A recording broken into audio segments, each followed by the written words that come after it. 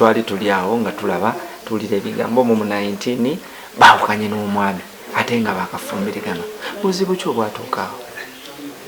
Obuzibu tewali bwamanyi bwatuko, like I said, and sigenda kukyusa bigambo byange. Tewali buzibu bwatuukawo, naye just ndowooza gaali maanyi ga sitaani gatuukawo buyinza okugamba kuba tetwayombako tetwalwanako tewali kyabawo twesibula yansibula ng'agenda ku mulimu as usual ne bwe yatuuka ebintu nebifuukirira. Anzisizannya bubadi, simanyi nti oba abantu baali bandabemu ekintu ky'okuzannya obubadi, siri mukyala wa bubadi, so tewali bubadi n'akamera singa aliwo obubadi sandizira ne mbanga nkyakyogerako up to now.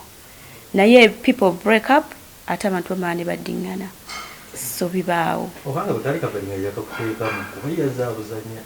Tebwali bubadi mukama wange, ebyo bigambo byammwe tebyali bigambo byange ate tebyali bigambo bye.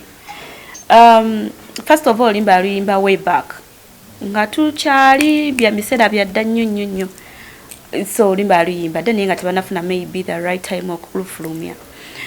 Ekirala eky'omwami Medimo tewaliwo nkolagana naye neemu, just byali bigambo. Simanyi na developing a story nange nalabirawo nga eri everywhere naye nga tetulinawo eni nkolagana n'omwami ogundi Medimo. Aba family y'omwami wange sibayinaako buzibu era sikiwa nti twali tubaddeko n'obuzibu, maybe mwaba misquotinga, naye I don't see anything wrong mu bintu bye baayogera kubanga first of all sirabamu banti banvuma oba nti bampebula in any way, so sirabawo kigambisa nti oba twaddamu okukwatagana because tulinga bwe twali before tuwogera ne family. Yes. Ekituufu mwaddinganye oba mwadde muyitingana n'omunalaba muba video nkadde? Anti nagambe ngenda liisa amaaso gammwe. Awo tugeza? Mujja kulaba oba twaddinganye oba tetwaddinganye essimu zammwe zijja babuulira emitimbagano tugiyina.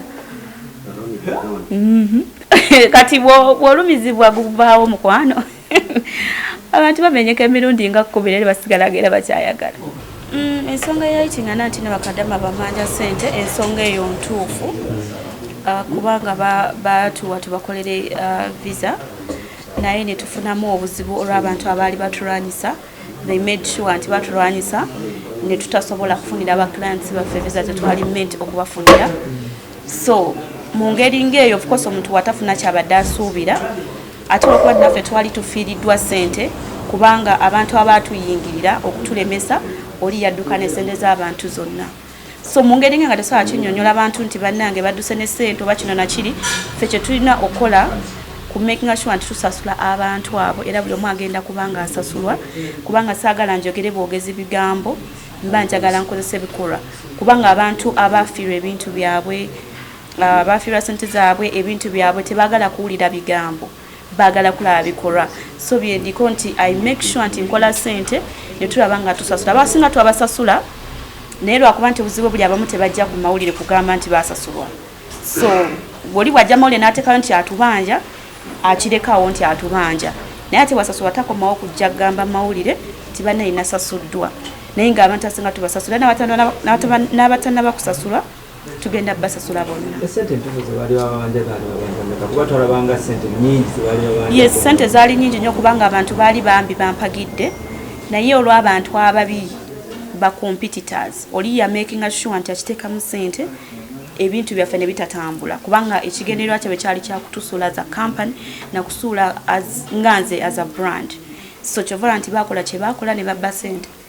It was a lot of money, zaali ziyita ne million 5, naye tukoze nnyo nga company nange ng'omuntu kula nti abantu badizira tubeetondera tetwakikola intentionally nga bamwe bayinza okugaa nti baatubba. Of course they have the right okulowooza nti nababba kuba saabba nnyonnyola what happened behind the curtain, naye nga kye balina omanya nti they are all going to be paid, tugenda ba refunding buli omu.